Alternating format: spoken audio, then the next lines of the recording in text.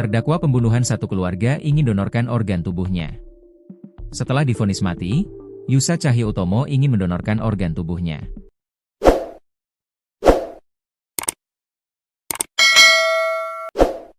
Diketahui, Yusa Cahyoutamo adalah terdakwa kasus pembunuhan satu keluarga di Kediri, Jawa Timur. Saat ini, Yusa Cahyoutamo telah divonis hukuman mati oleh Pengadilan Negeri Kabupaten Kediri, Rabu, 13 Agustus 2025.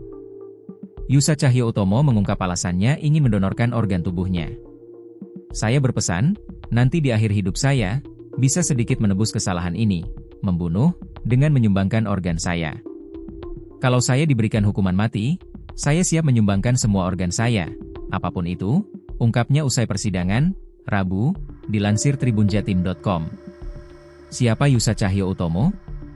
Yusa Cahyoutamo merupakan warga Bangsongan, Kecamatan Kayen, Kabupaten Kediri. Ia adalah seorang duda cerai dengan satu anak.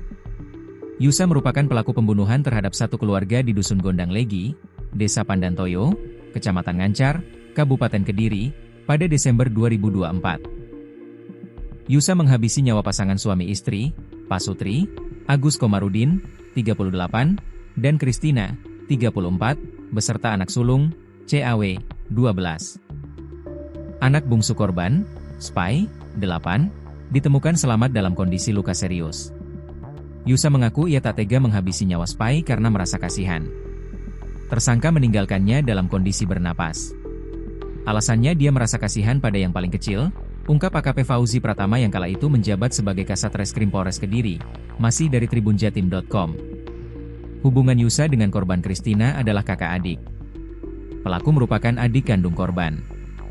Namun, sejak kecil, Yusa diasuh oleh kerabat lainnya di Bangsongan, Kecamatan Kayen.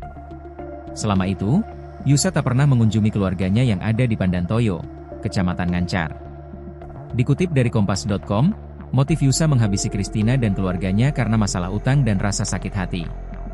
Yusa memiliki utang di sebuah koperasi di Kabupaten Lamongan sebanyak 12 juta rupiah dan kepada Kristina senilai 2 juta rupiah. Karena Yusa tak memiliki pekerjaan dan utangnya terus menumpuk, ia pun memutuskan bertemu Kristina untuk meminjam uang. Kristina menolak permintaan Yusa sebab sang adik belum melunasi utang sebanyak 2 juta rupiah kepadanya. Penolakan itu kemudian memicu rasa sakit hati bagi Yusa hingga merencanakan pembunuhan terhadap Kristina dan keluarganya. Buntut aksi kejamnya, Yusa tak hanya divonis mati, pihak keluarga juga enggan menerimanya kembali. Sepupu korban dan pelaku, Marsudi, 28, mengungkapkan pihak keluarga tak akan menerima kepulangan Yusa. Keluarga sudah nggak mau menerima, jika pelaku pulang, ungkapnya.